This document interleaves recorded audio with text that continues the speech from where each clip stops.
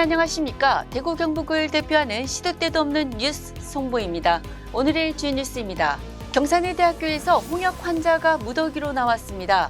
21일 대구시와 경북도에 따르면 지난 6일 경산 A대학교 외국인 기숙사에서 우즈베키스탄 유학생 B씨가 홍역 판정을 받았습니다.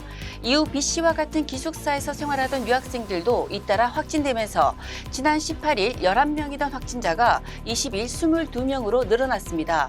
이번 홍역은 해외에서 유입된 사례로 유학생과 계절 근로자가 많은 대구 지역에도 비상이 걸렸습니다. 지난해 대구문화예술진흥원을 대상으로 한 대구시의 경영관리 실태 특정 감사에서 복무 인사 등 운영 전반에 부적정한 사항이 지적됐습니다. 시감사위는 지난 19일 감사 결과 행정상 조치로 34건을 지적했다고 밝혔습니다. 시정 4건, 주의 13건, 개선 5건, 통보 12건입니다.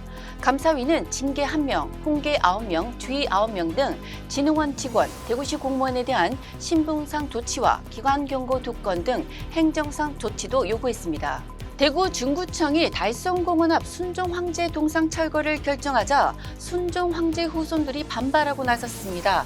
대한제국 황실후손단체 의친원 기념사업회는 지난 19일 입장문을 내고 동상이 조선왕실의 대례복을 입고 있는 것을 역사 왜곡이라 지적하는 것은 가당치도 않다며 대례복을 입은 것은 오히려 민족적 자존심을 회복하는 것이라고 주장했습니다. 또 국민혈세 70억 원으로 조성한 순종황제 조형물을 부디 창덕궁, 조선왕릉유릉, 황실 후손들 등 사랑받고 예우받을 수 있는 곳으로 이전 설치해 주시길 바란다고 밝혔습니다. 순종황제 동상은 오는 26일까지 철거될 예정입니다. 이철우 경북도지사가 총선에서 참패한 여당과 정부 수습 방안으로 여당 추천 인사를 국무총리와 대통령실 비서실장에 등용할 것을 제안했습니다. 이 도지사는 지난 20일 자신의 SNS에 여당의 프리미엄을 충분히 활용하기 위해 비서실장과 총리를 당에서 추천해 당정이 항상 소통할 수 있도록 해야 한다고 주장했습니다. 정책의장에 대해서는 외부 민생경제 전문가를 영입해 정치는 민생이 전부라는 사실을 당에서 모두 공감하도록 해야 한다고 강조했습니다. 대형마트 등에서 파는 땅두릅과 우엉잎에서 잔류농약 허용 기준을 초과하는 유해물질이 검출됐습니다.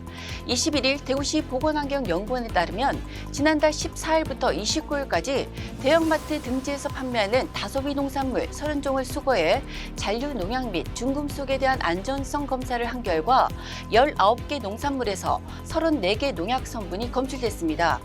우엉잎과 땅두릅에선 살충제 성분인 에트프로포스가 잔류농약 허용 기준을 초과했습니다. 특히 땅두릅은 살충제 성분인 다이아지논까지 검출됐는데 허용 기준치를 무려 10배나 초과했습니다. 땅두릅과 우엉잎을 제외한 17개 농산물은 잔류농약이 허용 기준보다 낮은 것으로 조사돼 적합 판정을 받았습니다. 대구시가 신청사 건립사업 재원 마련을 위해 7곡 행정타운 매각을 추진하자 북구의회가 강하게 반발했습니다. 북구의회는 지난 19일 본회의장에서 7곡 행정타운 부지 매각 반대 성명을 발표했습니다. 구의원들은 주민들의 의사를 무시한 일방적인 행정이라고 주장했습니다. 신청사 건립 지역이 아닌 다른 구 소재 공유资産 매각을 통해 신청사 재원을 확보하는 것은 2019년 신청사 선정 당시 내세웠던 수기 민주주의 취지에 부합하지 않는다고 지적했습니다. 지금까지 4월 22일 월요일 영남일보 시도 때도 없는 뉴스였습니다. 다음 시간에 뵙겠습니다.